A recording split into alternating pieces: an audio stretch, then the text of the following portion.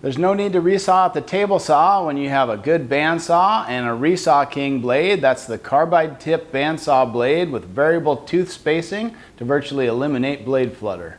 You want to choose a blade wide enough for the resawing task at hand. For me, that usually means a 1/2 inch or a 3/4 inch wide Resaw King.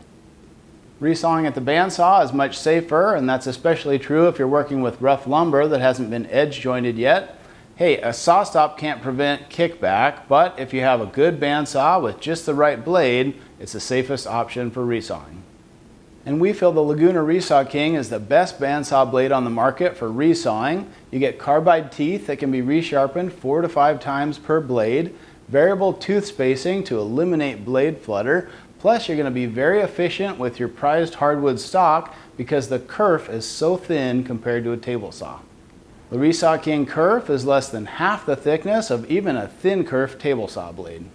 When attempting to resaw at the table saw, your blade only raises up to about 3 inches, so even if you work from both sides of the board, that gives you a maximum resaw capacity of only 6 inches. Now, by contrast, with a good steel frame bandsaw, like a 1412 or a 14BX, you'll have 12 inches or more of resaw capacity. How much lumber have you wasted and turned into sawdust because of that thick kerf blade at the table saw? Just use a Resaw King instead. You'll be amazed at the extra mileage you get from your hardwood collection. Figured hardwood or expensive exotics, they're no problem with a carbide tip bandsaw blade. Get faster, more efficient rip cuts with the Laguna Resaw King.